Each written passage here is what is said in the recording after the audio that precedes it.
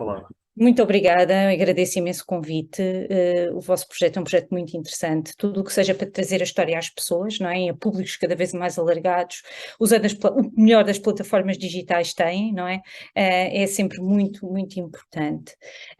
E tentando responder ao vosso repto, não é? Eu procurei trazer uma temática que penso que está na ordem do dia, que tem a ver com as questões do ensino da história, que é algo que é realmente importante, como nós iremos ver.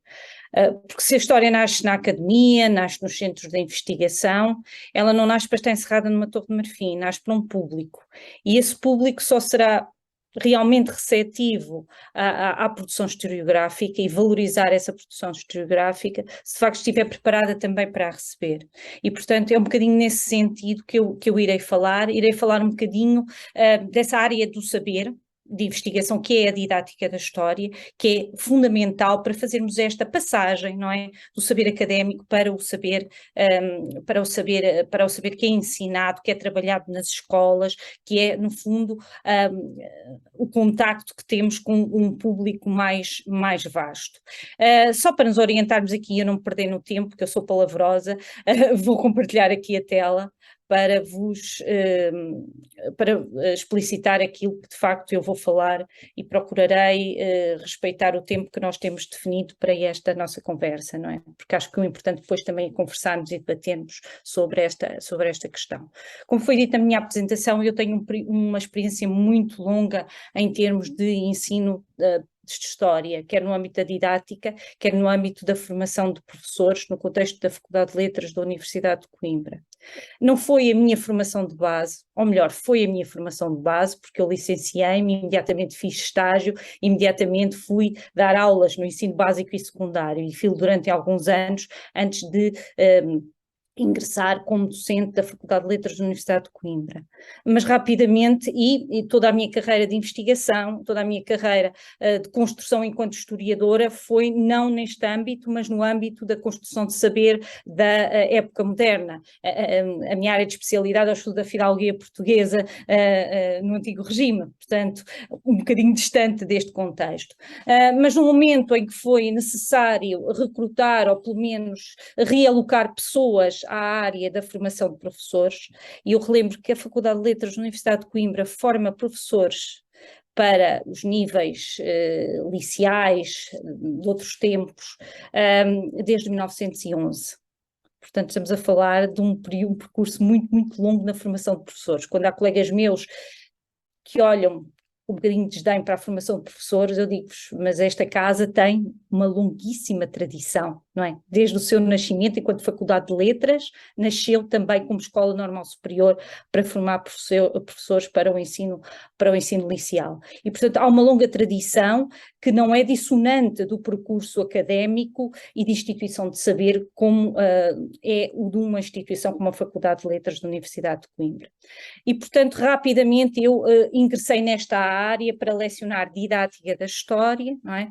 Apenas interrompido com o período em que eu tive uma investigação mais intensa na história da época moderna para a preparação do meu doutoramento, e quando regressei já doutorada vim coordenar um mestrado, primeiro de História e Geografia, depois falarei destas alterações na formação, e depois o mestrado em História, desde 2014, e é a área onde eu tenho estado mais intensamente, até em termos de publicações nos últimos tempos, com um enfoque muito importante na história e o ensino da história, também com recurso aos instrumentos digitais, algo que todos nós vimos intensificar-se a partir de 2019 com a pandemia, em que as escolas tiveram que dar de facto um salto tecnológico nesse sentido. E eu começava com algumas inquietações à partida, e acho que temos aqui um aspecto importante para refletir. Por um lado, a história é sempre mobilizada como uma ferramenta de leitura do mundo, não é? Quando há um problema, viu-se agora, viu-se com a pandemia, não é? Toda a gente rememorou as epidemias de outros tempos, e viu-se também com agora a guerra da Ucrânia, em que toda a gente também remontou à história para tentar perceber o conflito, não é? Todos esses... Portanto, quando temos um acontecimento verdadeiramente importante, a história é mobilizada, não é? Necessariamente. Por outro lado, nunca consumimos tanta história como nos dias de hoje. A cultura popular está imersa na história. Lembremos lembremos das séries, não é? Às vezes apenas como inspiração histórica, não é? Das séries, do mundo dos jogos, não é? Lembro só a série do Assassin's Creed, que é de facto um franchise muito importante, não é? E que tem um substrato histórico importante. Aliás, tem um grupo relevante de investigadores, historiadores na equipa. A Ubisoft tem um grupo muito relevante nesse sentido. Nos romances históricos, se vocês forem a uma livraria relevante, a área para a história académica é uma pequena prateleira, mas a área para os romances históricos, para as biografias, não é? Para aquelas obras que estão ali no caminho entre a investigação e a ficção, com temas chamativos, muito mais. Portanto, a história está no nosso cotidiano e é consumida, não é? Nós nunca consumimos tanta história como agora, não é? Mas, por outro lado, há aqui um paradoxo. Um paradoxo interessante, é que apesar de tudo isso, a disciplina, não é? A disciplina, a área de saber é visto com algum desdém, não é? Com algum olhar de lado, desvalorizado socialmente, aquela ideia que qualquer um pode ser historiador, qualquer um pode ensinar história, não é? E depois falaremos das últimas alterações que, de certa forma, vêm a sublinhar isto, não é? Do que se está a passar em Portugal, acompanhado por quê? Por uma redução da presença da disciplina nos currículos do ensino básico e secundário. Só para vos dar um exemplo, neste momento, a maior parte das escolas tem entre 90 a 100 minutos de história por semana. Estamos a falar de 2 aulas de história por semana. O secundário tem um bocadinho mais, mas tem mais onde na área das humanidades. Mas a área das humanidades também não é a área dominante de escolha dos nossos jovens, como sabe.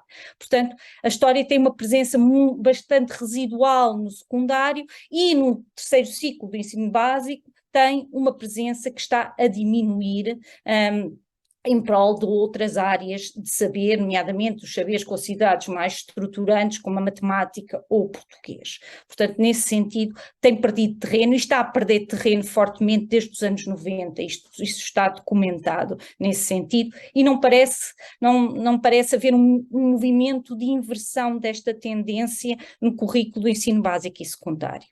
Como eu disse, também a percepção da docência na área de história, não é? Esta ideia de que qualquer um pode ensinar história, não é? Que não é necessário uma preparação científica ou pedagógica muito elevada para ensinar história.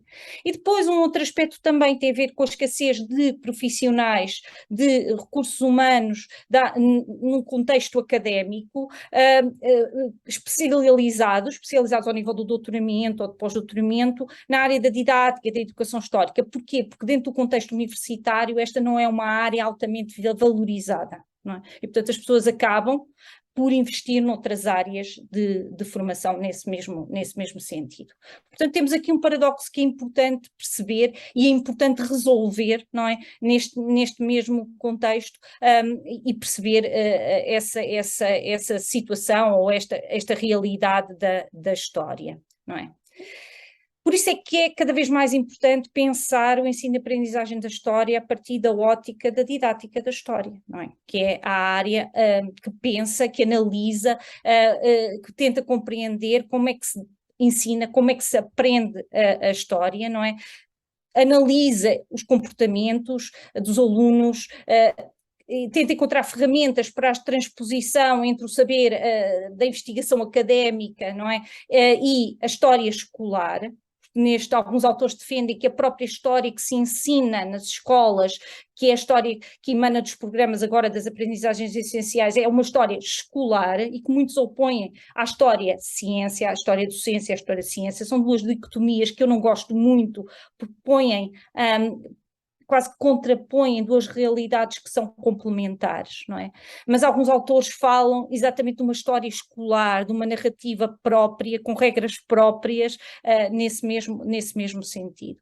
E assim, a didática da história também, portanto, analisa, trabalha essa relação, essa transposição. Não se deve, muita gente tem a ideia de que esta didática é apenas pegar nos conteúdos, torná-los mais simples para os trabalhar com os meninos e com os jovens, não é? Nas escolas, não é só isso.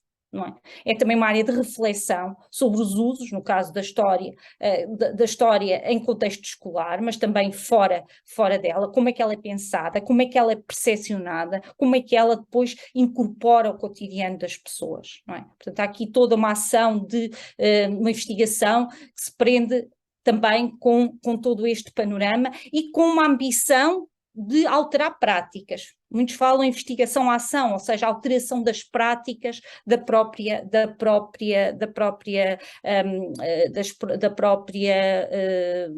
prática docente e daquilo que se faz. Portanto, é uma área relevante, não é? Mas que em muitos contextos, mesmo em contexto universitário, parece viver divorciada da história académica, da história feita, da investigação histórica, da produção de conhecimento histórico.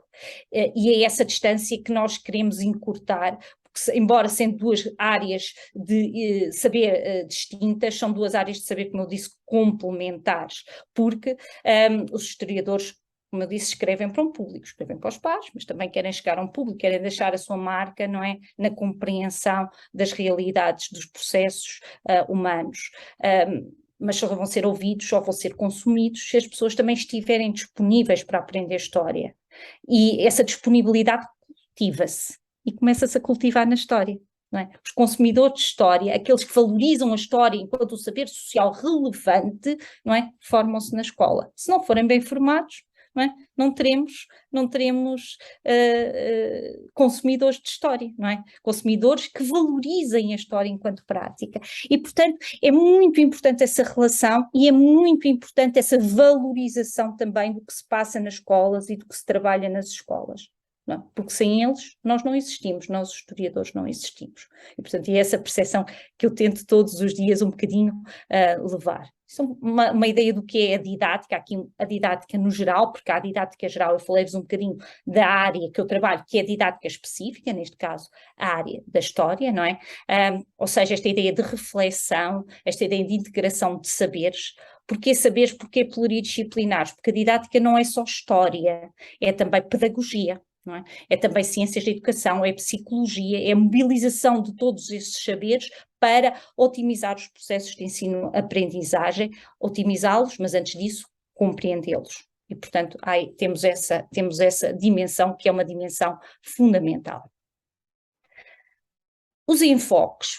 Que questões é que nós colocamos? A primeira é a questão da informação, porque não se fazem omeletes sem ovos, não se ensina sem conteúdos. E às vezes as pessoas parecem se esquecer um bocadinho disso. Que conteúdos selecionar? E é das perguntas mais difíceis que se faz a quem faz programas, a quem trabalha com o Ministério, aos próprios professores, que muitas vezes não têm condições para implementar todos os programas, todas as aprendizagens sugeridas. É sempre difícil escolher. Quando se pede a um professor, agora tem que cortar, mas tudo é importante, não é? Nós, para chegarmos do ponto A ao ponto C, precisamos do ponto B, não vamos cortar o ponto B ali no meio, não é? O que são as aprendizagens essenciais? O que é realmente relevante, não é? Que relações é que essas aprendizagens têm com a produção historiográfica? Refletem aquilo que está a ser investigado? Refletem o saber mais atualizado?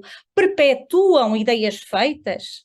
Portanto, todas essas questões importantes. E que relações com os poderes, porque não nos podemos iludir, não é?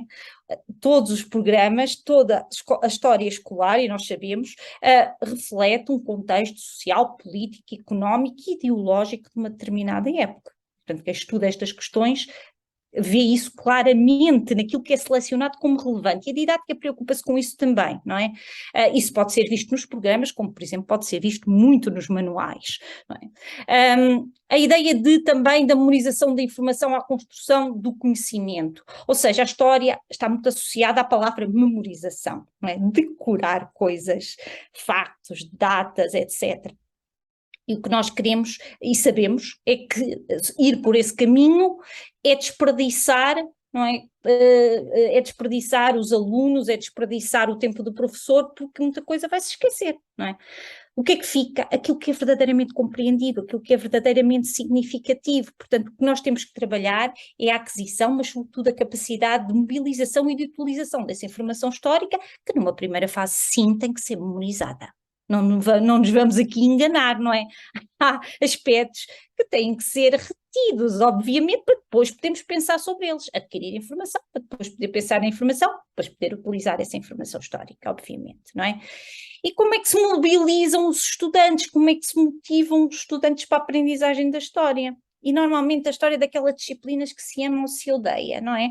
Os estudantes têm essa relação, ou gostam muito e sobrevivem a tudo, a programas extensíssimos, a assuntos que não lhes interessam, a maus professores, não é? E o gosto pela história sobrevive, não é? Ou então ele morre logo aí no quarto ano, ok? No quarto ano do ensino do primeiro ciclo, é um ano fundamental, porque é um ano que também pode matar o gosto pela história, e o quinto e o sexto ano são anos muito formativos nessa relação dos alunos com a história, e depois recuperar um aluno desmotivado é muito mais complicado. E depois também, um outro aspecto é os debates das relações da história com a formação para a cidadania, que é outro assunto que está em cima da mesa. Esta ideia de que a história forma imediatamente para a cidadania, ou pode ser potenciadora da formação para a cidadania. Pode, mas nem sempre o é. Depende de como nós trabalhamos e de que forma é que nós, ao ensinarmos, estamos também a guiar os alunos num sentido de determinado conjunto de valores. Isso é legítimo? O que é errado? O que é certo? Não é? O caminho mais acertado não será mostrar os cenários, discutir os assuntos e depois deixar os estudantes, não é, formarem a sua opinião. Portanto, são debates que estão muito acesos, não é? E que vão evoluindo com o tempo, e que têm, obviamente, contornos ideológicos também, e que estão muito ligados às características do próprio poder dominante e das sensibilidades sociais de um determinado tempo, mas que também são debates que ocupam a didática e ocupam os cenários neste contexto. Há várias escolas ou várias tendências para a didática, não é? Eu vou-vos falar de duas correntes essenciais. Uma é uma didática mais assente na historiografia, que diz que é importante começar, lá está, pelos conteúdos, pela informação, pelos debates historiográficos. Os alunos precisam de perceber o que é que os historiadores dizem sobre os assuntos, não é? Atualizar perspectivas, questionar ideias instaladas, e eu adianto já que o saber académico demora muito tempo a ser integrado nos programas. Ainda hoje encontramos coisas que nos arrepiam um pedacinho, não é? Porque nós já sabemos que a investigação histórica já deixou aqueles assuntos para trás. Isso é visível em determinadas temáticas, onde se insiste nas velhas ideias. Vocês tiveram aqui há pouco tempo o Pedro Sebastião, não é? Que fala de história militar. Ele foi meu estudante e ele fez um relatório exatamente sobre a Batalha de Aljubarrota e as ideias complicadas que os manuais e que os professores veiculam sobre a Batalha de Aljubarrota. Portanto, estão a ver, não é? E a investigação em história militar deu saltos gigantescos, não é? E, portanto, as coisas já evoluíram tantíssimo e ao mesmo tempo mantém-se as mesmas coisas nos manuais também, porque os professores são conservadores, as editoras são conservadoras e saltos, às vezes, interpretativos que vão ao arrepio de uma narrativa instalada há dezenas e dezenas de anos, muito eficaz, muito arrumadinha, e as pessoas às vezes não gostam daquilo que desarruma essa narrativa histórica. Confrontar perspectivas distintas, obviamente, trabalhar a complexidade e o pensamento crítico, obviamente adequando às faixas etárias, mas quando eu digo aqui ensinar a complexidade não é tornar as coisas difíceis, não é? Trabalhar essa complexidade, não cair na tentação de discursos simplistas, de dizer os meninos não percebem. Eu em 2013 estive à frente de uma equipa que coordenou as metas curriculares, que produziu as metas curriculares que orientaram as aprendizagens até há 2 anos, basicamente. E na altura consultei alguns professores que me diziam, mas eles não vão ser capazes de aprender, isto é um conceito complicado, o conceito de império é um conceito tão complicado, não é? Mas eu depois... Mas vocês já olharam para o programa de Fisicoquímica e para o programa de Matemática? Mais abstrato que aquilo não existe. Não é? E os nossos colegas de Matemática não estão nadinha preocupados com isso. Porque é que nós temos que simplificar e esta ideia de que os meninos não percebem coisas abstratas? Os meninos percebem tudo se nós os ensinarmos devidamente e de forma adequada à sua idade, não é? E portanto esta ideia no discurso simplista é extremamente prejudicial à história, porque reduz a história a um discurso de senso comum. Daí a ideia que eu falei há pouco, de toda a gente acha que pode ensinar a história, porque é contar umas coisas, é falar de umas datas e pronto, não é? Quando nós sabemos que o percurso humano é complexo, não é? Nesse sentido. Outra ideia desta didática assente na historiografia é de não impor valores ou utilizar a história naquela ideia de mestra da vida, ou seja, porque só se ensinar a complexidade e o pensamento crítico, as pessoas têm mais ferramentas para formar opinião, potencialmente têm mais ferramentas para formar opinião e para escolher as suas visões da realidade, não é? Estimular a intervenção da história no espaço escolar, para além da sala de aula, alargando, por exemplo, à comunidade, isso é muito importante, não é? Ou seja, que a história dinamiza o espaço escolar, com exposições, com clubes, não é? Que extravasa os muros da escola também, não é?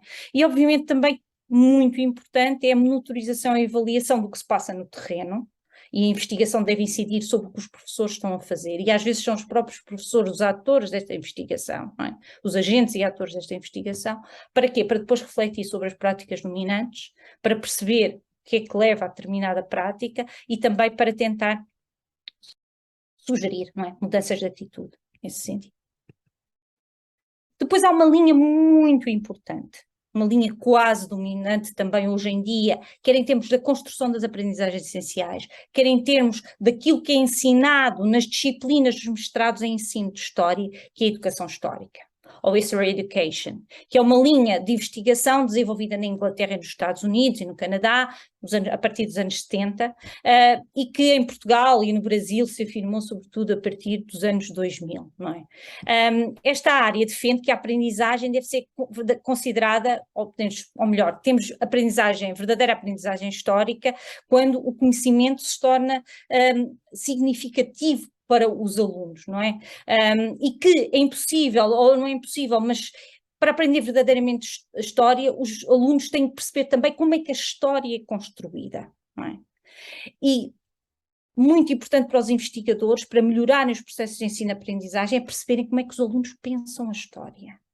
Como é que aquele saber que lhe é transmitido se incorpora no seu património cognitivo, não é? Que processos estão envolvidos? Portanto, uma área pluridisciplinar que une de uma forma muito interessante a história, a epistemologia histórica e também as ciências da educação, a própria psicologia.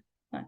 E é uma área que é, neste momento, dominante em termos de concepções. É uma área profundamente assente no construtivismo, não é? Que dizem que o importante é colocar o aluno no centro das aprendizagens, do aluno enquanto construtor das suas aprendizagens, porque é isso mesmo que gera as aprendizagens, não é? Tirar um bocadinho o enfoque no ensino, colocar o enfoque na aprendizagem. Nesse sentido. Lá está, desculpem, os estudos sobre cognição histórica, sobre a maneira como pensamos a história, são muito importantes. E sobretudo os trabalhos de uma investigadora, a doutora Isabel Barca, da Universidade do Minho, professora aposentada da Universidade do Minho, que foi uma pioneira, não é?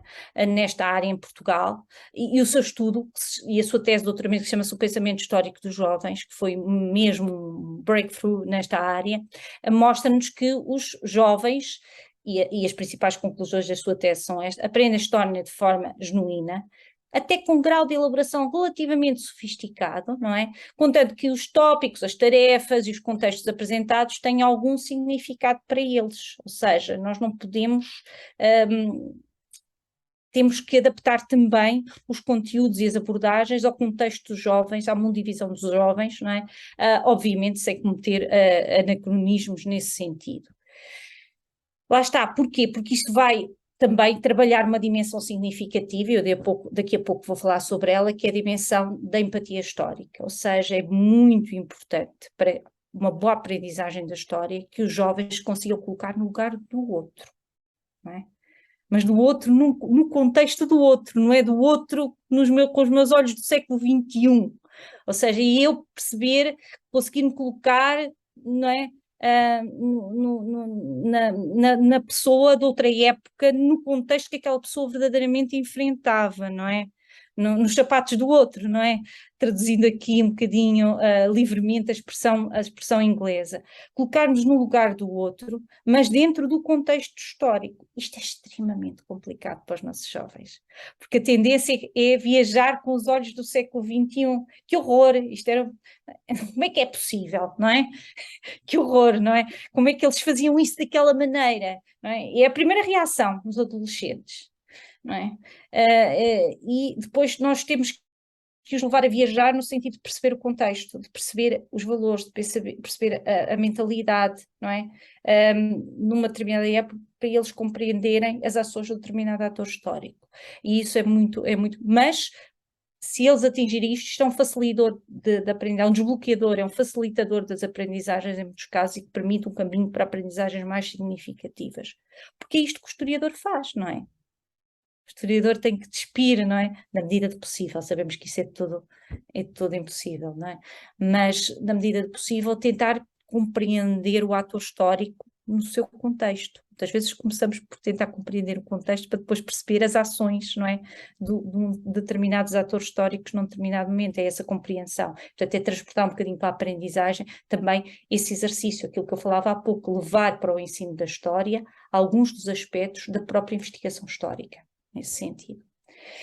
E outra coisa muito importante, e que as pessoas às vezes esquecem, ou pelo menos ainda não assimilaram verdadeiramente, é que o raciocínio histórico processa-se com oscilações e não de forma invariante, não é? E aqui a culpa é muito do Piaget, que dizia, não é? Que a evolução dos meninos faz-se por estágios, que evolui de um concreto para um abstrato, que isso abrange determinadas faixas etárias, daí aquela ideia que eu veiculei há pouco, os meninos mais pequenos não conseguem perceber coisas abstratas, não é?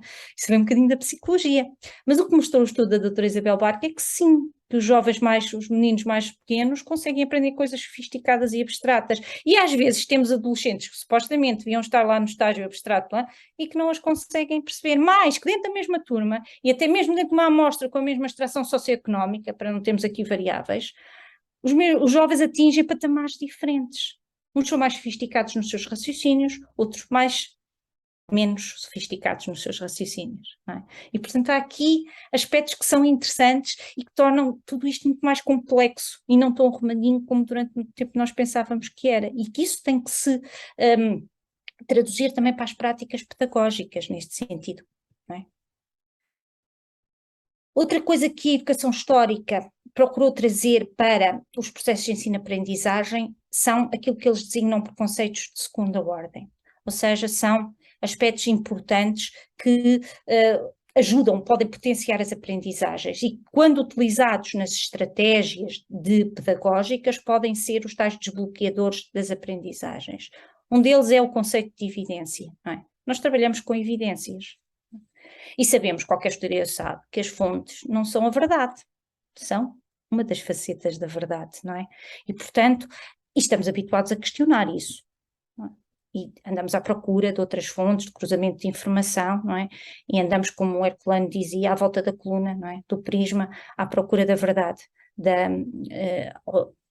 à procura da compreensão, melhor, porque a verdade nós nunca chegamos, não é? Nós trabalhamos com um objeto que não existe, nós não temos acesso à realidade histórica, não é? O nosso objeto é um objeto mediado porquê? Pelas fontes, não é? E portanto, tendencialmente o historiador sabe isso, mas os adolescentes não sabem isso. E muitas vezes aparece uma fonte e eles assumem que o que a fonte diz é a verdade. Não a criticam, não a questionam. Trabalhar a evidência é isso. Levar os jovens a ter raciocínios sofisticados sobre evidência é isso. Isso não se consegue de um dia para o outro, consegue-se com um trabalho continuado na sala de aula, nomeadamente com fontes históricas, não é? Diversos tipos, escritas, audiovisuais, etc., todas as fontes. Ensinar a ler, a interpretar, a validar as fontes e perceber que aquela fonte não significa que aquilo é verdade e perceber que os atores históricos mentem muitas vezes e nós sabemos disso, não é? Conforme os seus interesses, distorcem, mentem, etc. Até aquilo que nos chega pode nem ser representativo, não é? Pode ser uma realidade distorcida. Eu digo sempre aos meus alunos, nós estamos sempre a olhar pela fechadura, e a fechadura dá-nos um ângulo relativamente limitado, não é? E, portanto, isso tem implicações. Portanto, é preciso trabalhar isto com os alunos. E isto é uma ferramenta muito importante, não só para a aprendizagem da história, mas para a vida, não é? Se nós transpusermos esta atitude de questionamento, de crítica de informação, sei lá, para as redes sociais, os jovens podem ter uma outra perspectiva, estão a ver? A ideia da a história, naturalmente, e a história bem ensinada, naturalmente dá ferramentas de sobrevivência no mundo atual, não é? Mas tem que ser trabalhado em sala de aula. Isto não é de geração espontânea, não é? Os nossos jovens precisam de ser trabalhados. Se o professor não fizer isto sistematicamente com eles não vão poder interpretar bem as fontes, não é? Não vão poder questionar as fontes, não vão poder atingir os tais níveis sofisticados que alguns dos autores que trabalham esta questão da evidência histórica, não é? Encontraram, não é? Isto depende muito do trabalho do professor.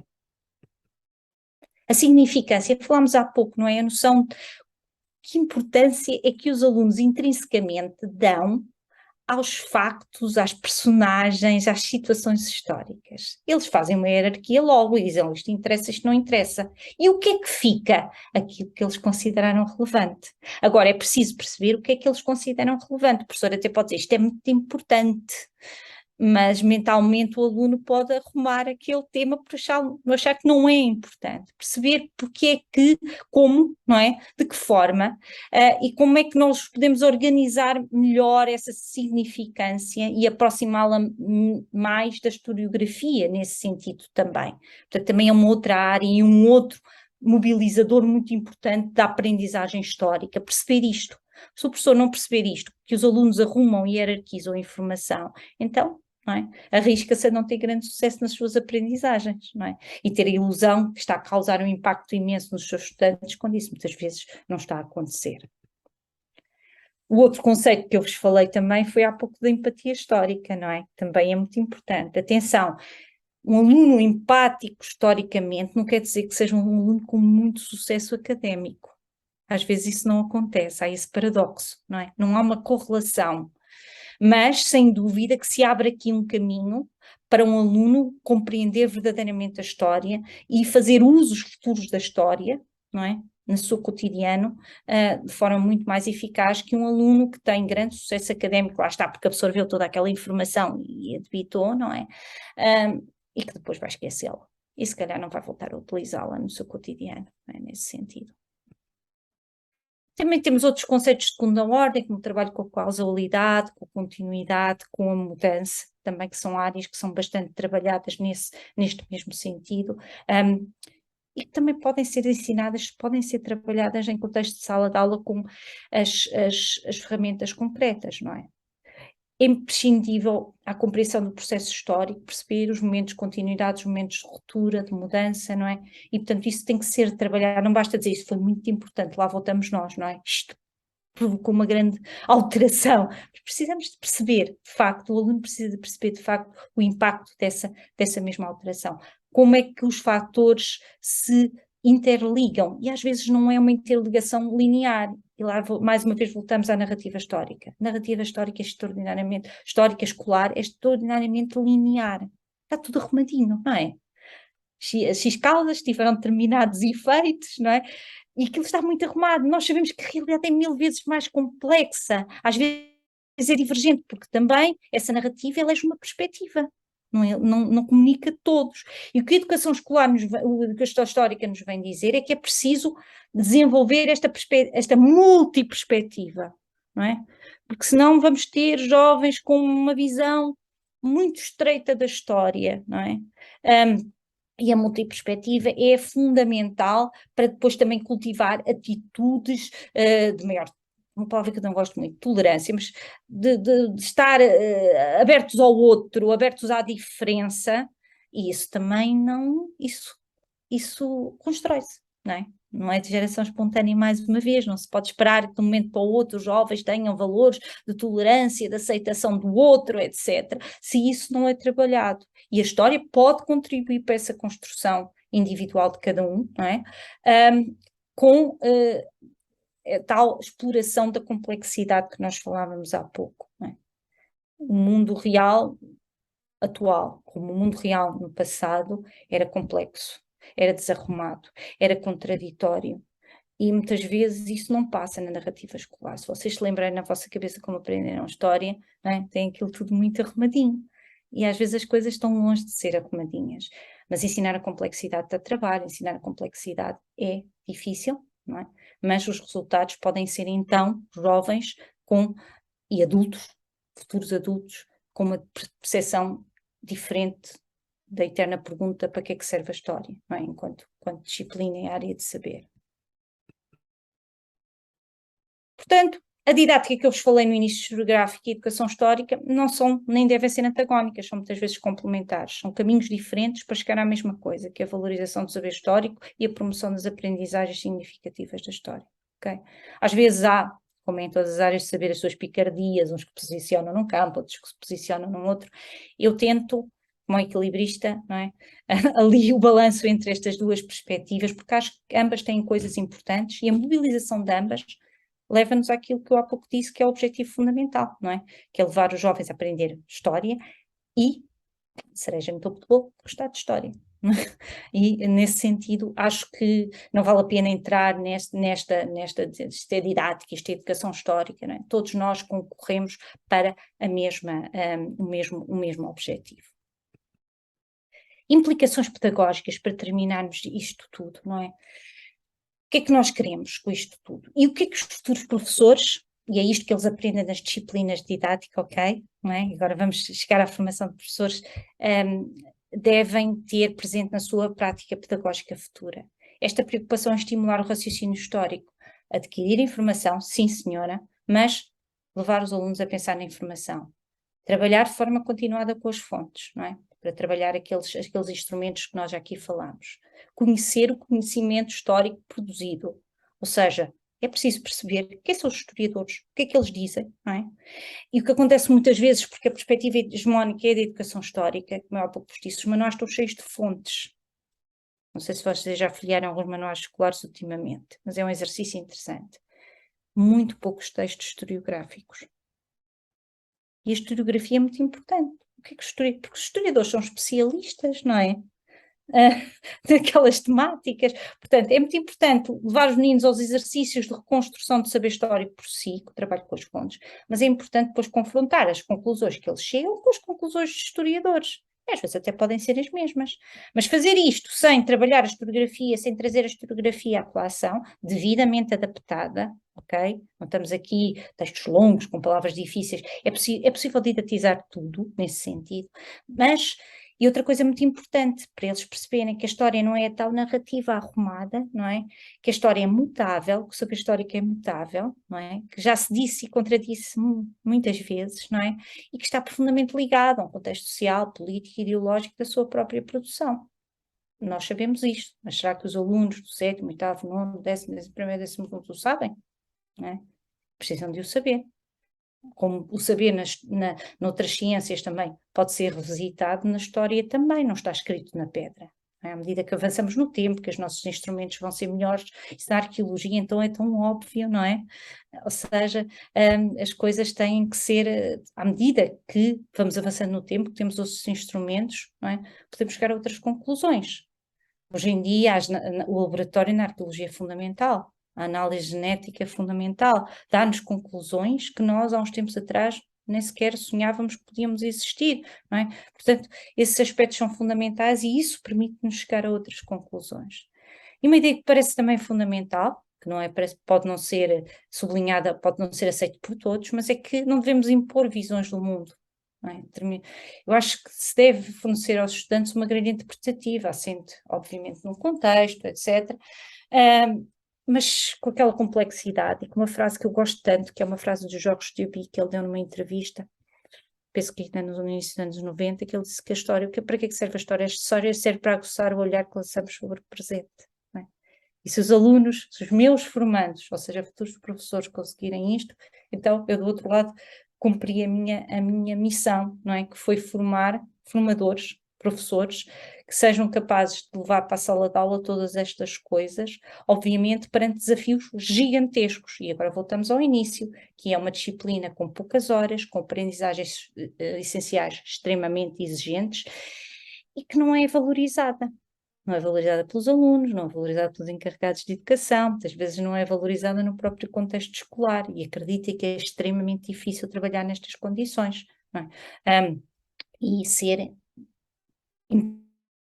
trabalhar estes princípios que eu aqui disse, não é? Às vezes é desafiante, às vezes é mais fácil ter um ensino tradicional, não é? Pôr as coisas no quadro, mandá-los sublinhar umas coisas, não é? Apresentar uns PowerPoints hoje em dia e aí vamos nós, não é? Isto dá trabalho, isto exige tempo, exige dedicação dos professores e às vezes a realidade devora-nos.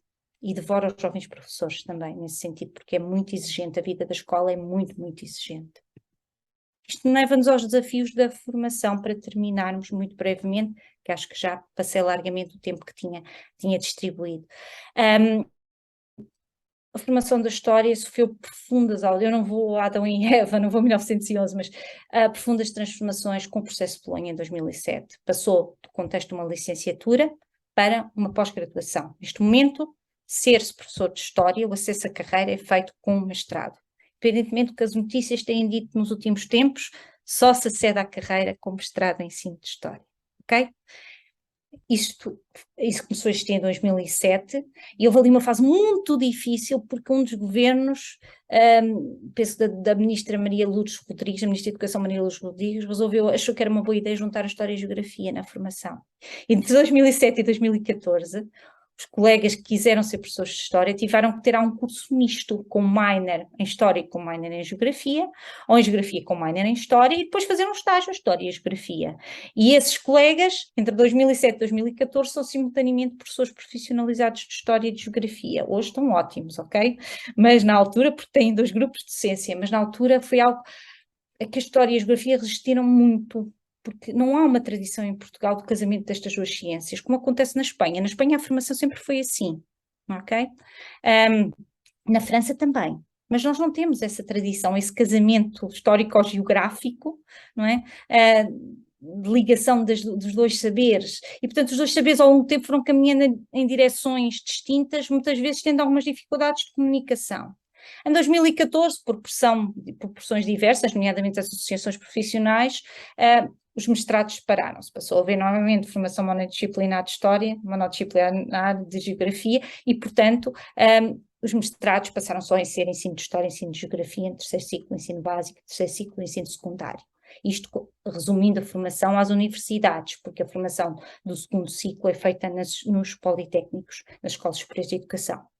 Mas estes mestrados, até 2019, eram muito pouco atrativos. Muito poucos estudantes nos batiam à porta. Muito poucos estudantes queriam ser professores. As pessoas acabavam as suas licenciaturas e iam para outros, procuravam outros caminhos. Mas, nos últimos anos, esta tendência inverteu-se completamente. Neste momento, a maior parte das universidades, onde há mestrados em ensino de História, a procura é imensa. Só vos dar um exemplo. Eu, este ano, abri o concurso para o mestrado em ensino de História, só tive uma fase, tenho 15 vagas, tive 60 candidatos. E este cenário ainda se intensifica mais no Porto, em Lisboa e no Minho, na Universidade do Minho. Porque sim, só há 4 universidades a formar professores de História. 4 não, 5, porque em Lisboa temos a Universidade de Lisboa, temos a Universidade Nova. Portanto, não saem 100 professores de História formados por ano, não é? Neste sentido. Portanto, e há uma crescente procura. Porquê? De repente toda a gente descobriu que queria ser professor de História? Não. Porque mudou o quê? A percepção da empregabilidade no ensino. Então, no último ano, acentuou-se tantíssimo, não é?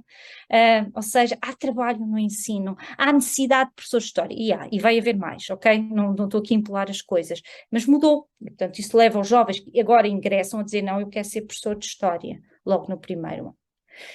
Mas, obviamente, que há aqui outros problemas. Escassez dos tais recursos humanos especializados, porque durante muito tempo as universidades não investiram na didática nem na educação histórica, ok? E, portanto, há poucas pessoas doutoradas nesta área. Há algumas pessoas como eu, ou seja, que fizeram a sua formação core em História, não é? Uma das áreas da História, doutoramento em História, e depois foram procurando formações e investigando nesta área. Mas pessoas de raiz formadas em didática ou em educação histórica são muito poucas e agora são muito necessários e é muito difícil encontrá-los.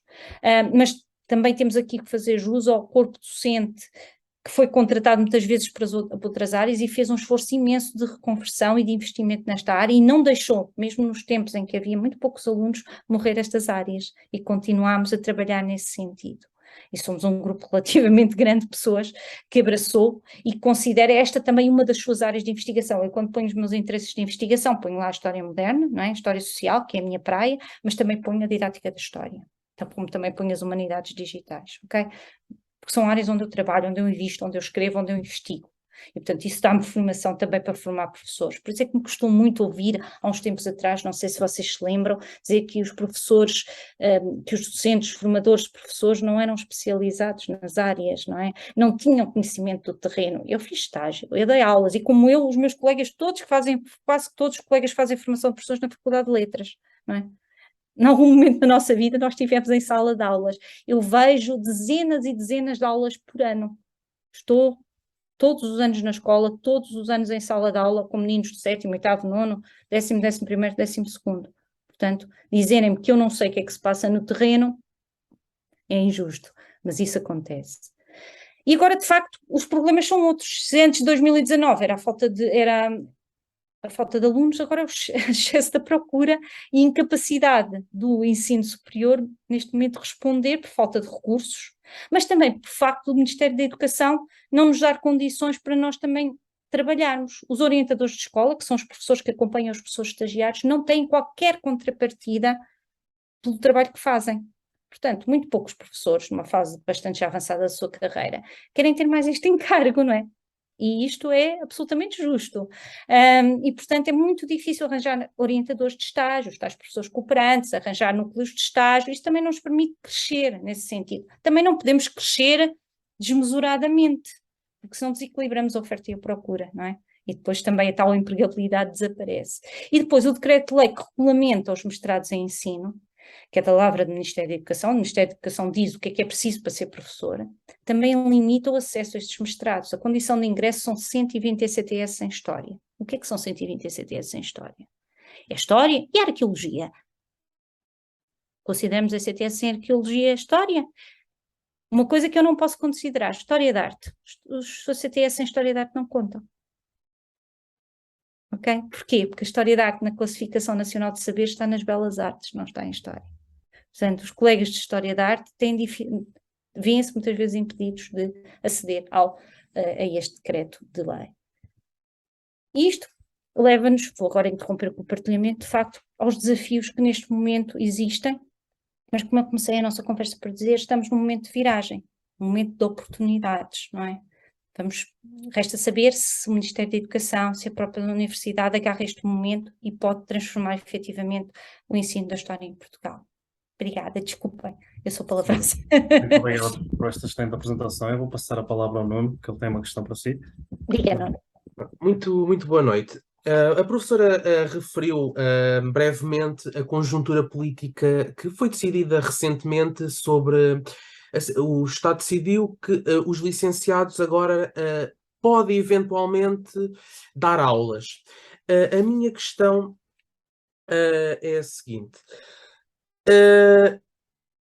Primeiro, qual era a sua opinião sobre tudo? E em segundo, um caso pessoal que era a minha irmã no 8º ano, o professor de História dela era mestrado em Educação Física.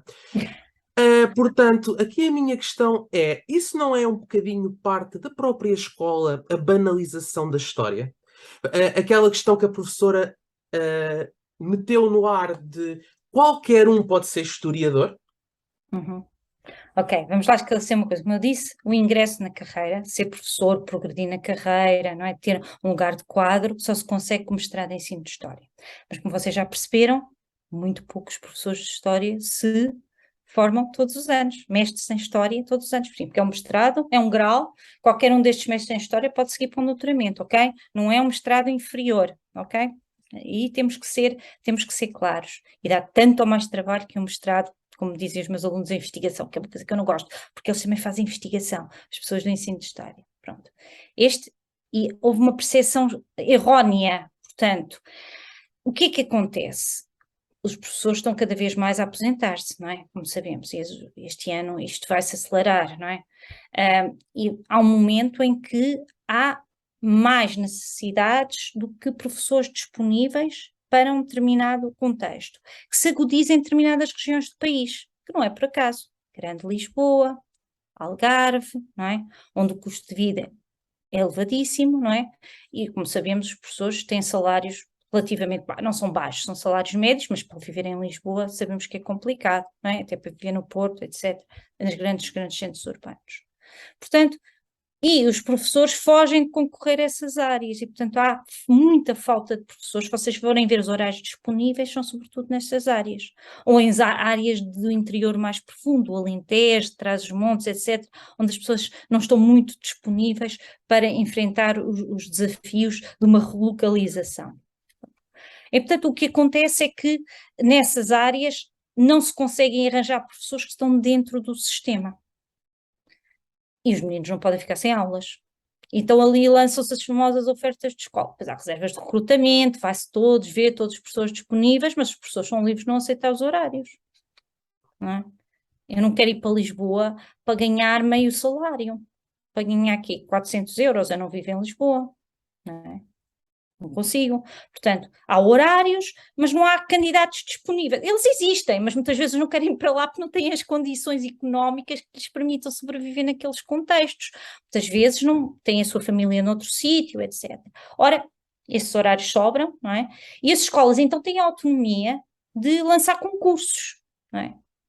E nesses concursos, porque já se esgotaram todas as outras possibilidades de professores profissionalizados, ou seja, professores com mestrado, que fizeram estágio, não é? Que contactaram formalmente com estas ideias que eu aqui vos falei, com as teorias, com os autores, mas que também tiveram uma prática, foram acompanhados, experimentaram a escola durante um ano, porque os estágios são anuais. Se não há, vamos ver qual é a melhor, a next best thing, não é? Vamos ver o que é que há a seguir, não é?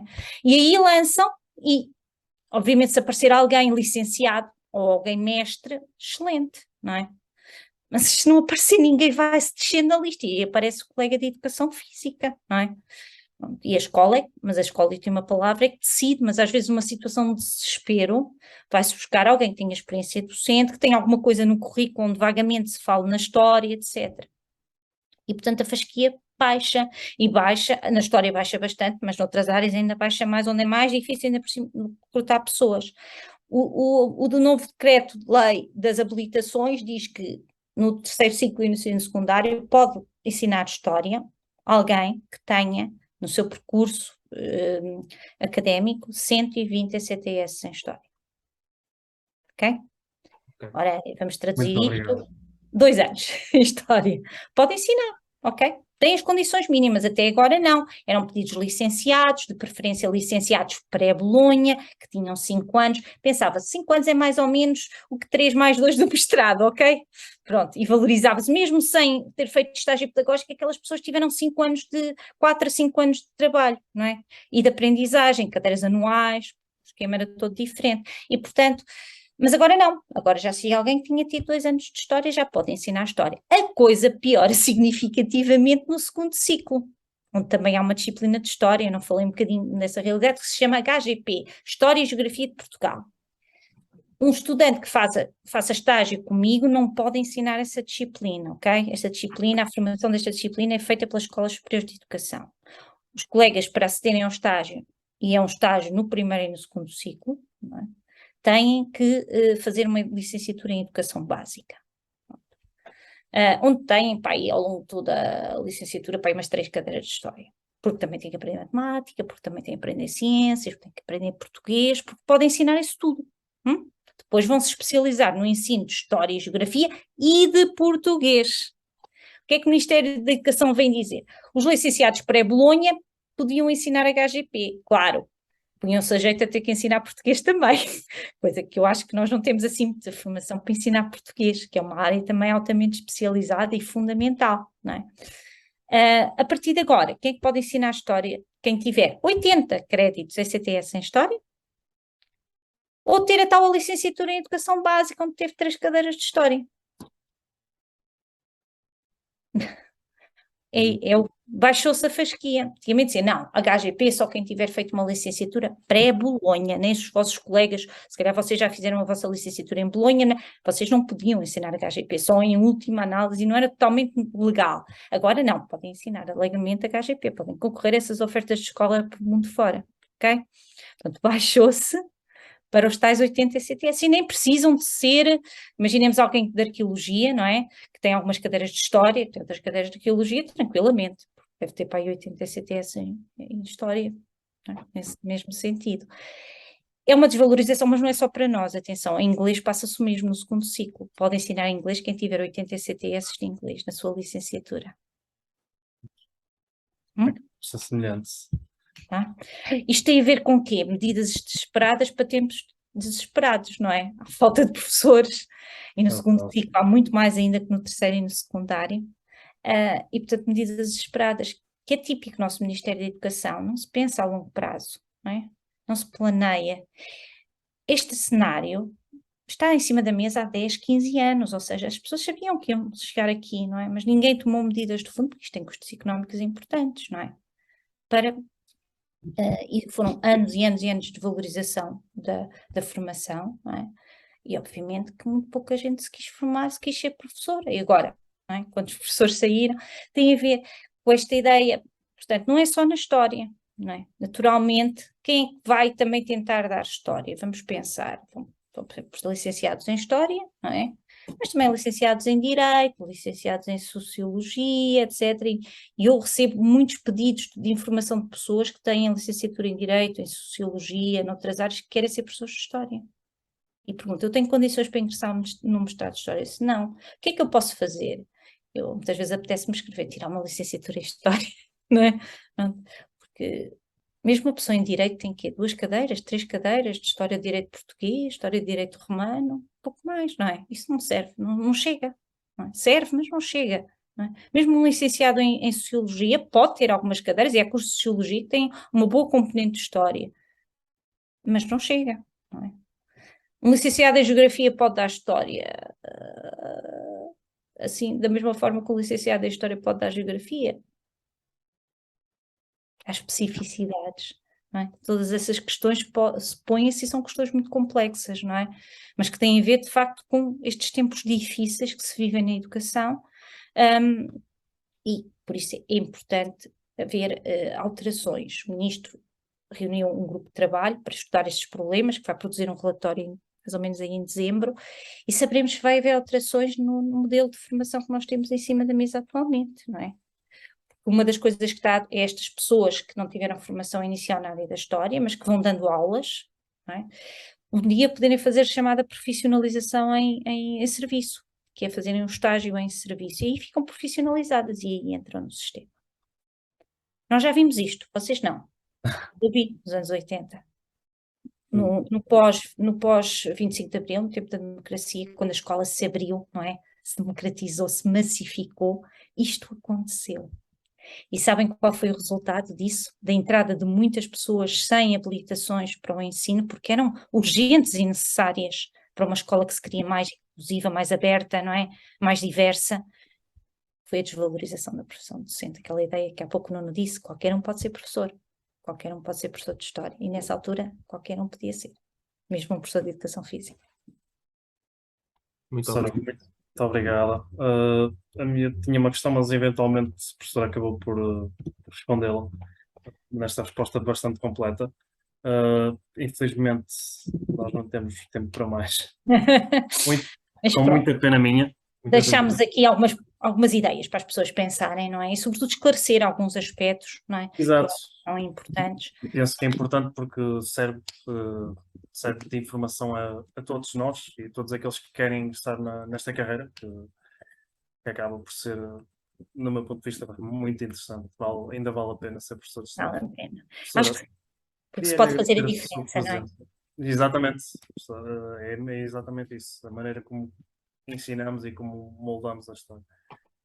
Eu queria lhe agradecer a sua presença, foi uma intervenção Obrigado, El. muito Foi um interessante. prazer conversar convosco, ok?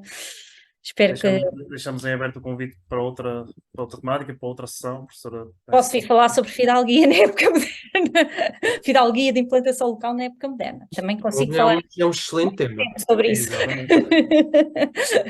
Muito obrigada, eu é que agradeço a oportunidade e mais uma vez louvo o vosso trabalho, que é muito, muito importante, de levar a história a mais gente, de mostrar os assuntos, de debater os assuntos, de mostrar as caras dos historiadores, não é? Que isso também é importante.